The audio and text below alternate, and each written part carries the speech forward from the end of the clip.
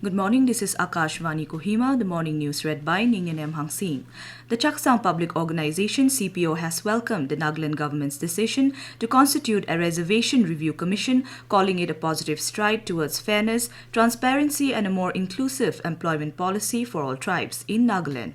In a statement issued yesterday, the CPO appreciated the government's timely and decisive step and expressed hope that the RRC would bring clarity and balance to the reservation system. We have a report. Citing disparity between advanced and backward tribes based on PIMS and census data, the CPO stressed the need to address inequities in employment opportunities, urging the government to safeguard the interests of backward tribes for social harmony and equitable development. The organization also called for the creation of a statutory commission of independent experts to overhaul the policy in line with the current socio-economic realities. Reaffirming its commitment, the CPO said it was ready to contribute to the effort for a fairer and more balanced policy that promotes equality and peaceful coexistence in the state. Asonyo, Akashvani News, Kohima.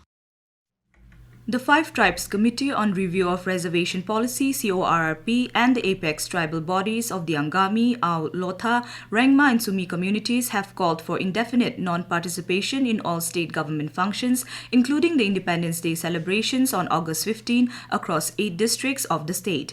In a press release issued yesterday, CoRRP said the move was a step further in their agitation against the unresolved issues in which the state government has remained unresponsive so far.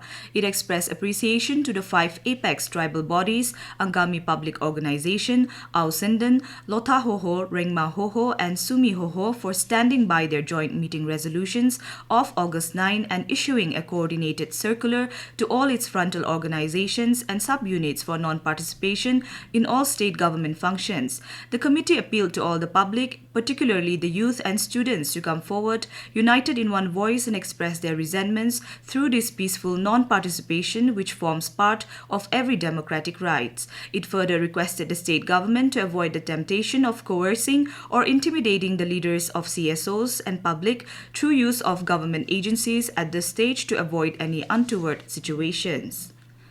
The Nagaland RMSA Teachers Association 2016 has served 7-day ultimatum to the state government demanding the immediate implementation of court orders and release of pending salaries and arrears. In a letter to the State Mission Director of Samagra Shiksha, the association expressed deep disappointment over the government's continued inaction despite a March 2022 Guwahati High Court Kohima bench ruling and a Supreme Court order upholding in May 2025 which directed recognition of their service from their appointment in 2016 and payment of full salary benefits. We have a report. As per a 2000 office memorandum, the teachers are seeking implementation of the ROP 2017 pay scale of 9,300 to 34,800 rupees with 4,200 grade pay parity with RMSA 2010-13 teachers and recognition of their contractual service for all service benefits. The association warned of launching peaceful agitations and media campaigns if their demands are not addressed, calling the delay a form of judicial contempt and a disregard for the dignity of nearly a decade of service. The association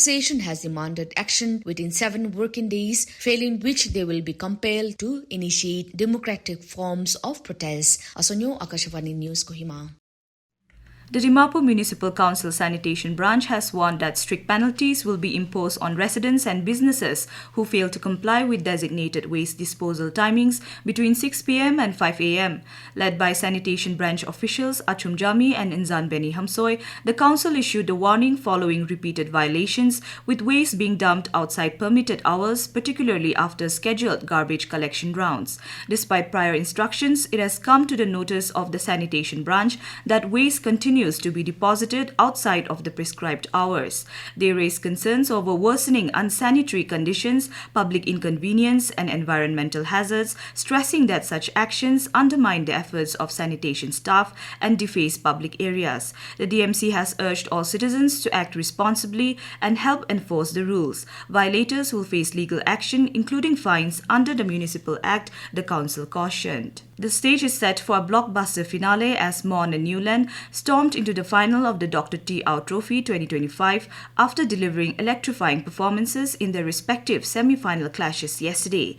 In the first semi-final, Mon stamped their authority with a dominant 3-0 win over Mokokchung and booked their place in the title clash. Newland overcame a spirited late fight back from Kohima to win 3-2 in a pulsating contest that kept fans on edge until the final whistle.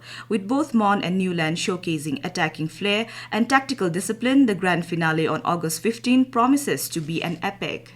And, according to an update from the India Meteorological Department Centre, Kohima, light to moderate rain is very likely to occur at many places in Nagaland today, with heavy rainfall expected at isolated places in Kohima, Longleng, Mon and Tuensang. With that, we come to the end of the morning news. Stay tuned as we will be back with the evening English news at 7:20. Have a nice day.